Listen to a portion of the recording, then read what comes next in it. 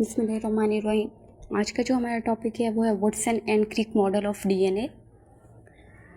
वुड्सन and Crick model of DNA in 1953 में James वुड्सन और Francis Crick ने फिजिकल मॉडल ऑफ डीएनए दिया, जिसे Watson and Crick model of DNA कहते हैं। अकॉर्डिंग टू दिस मॉडल जो डीएनए है वो डुप्लेक्स की फॉर्म में है। उसकी जो विड्थ है वो 2 नैनोमीटर है और ईच टर्न की जो लेंथ है वो 3.4 नैनोमीटर है। The first one is the Erwin Chargaff's rule.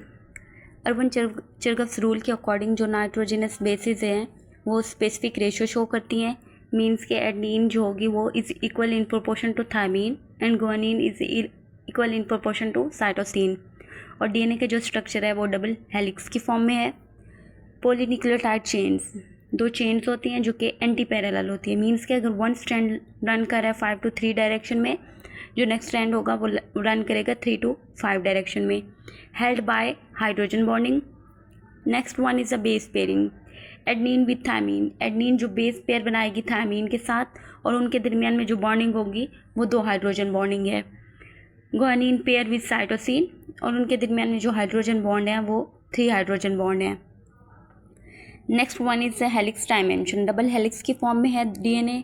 उसकी जो विड्थ है वो 2 नैनोमीटर है और ईच टर्न की जो लेंथ है वो 0.34 नैनोमीटर है। मीन्स के 3.4 नैनोमीटर है। 2 nanometre means 20 angstrom. 1 angstrom is equal to 10 base pair. Remember DNA के पास 2 ग्रुव्स होते हैं, एक मेजर ग्रुव्स और एक minor groove. Next one is the DNA discovery. Wilkins and Franklin proposed the X-ray diffraction analysis of DNA. They first time claimed that DNA क्या है, double helix है और इसकी जो विड्थ है वो 2 नैनोमीटर है। ईच टर्न की जो लेंथ है वो 3.4 नैनोमीटर है। डीएनए जो है 2 स्ट्रैंड्स पर मुश्तमिल होते हैं। वो 2 स्ट्रैंड्स जो होंगे वो twisted around each other to form a right handed helix.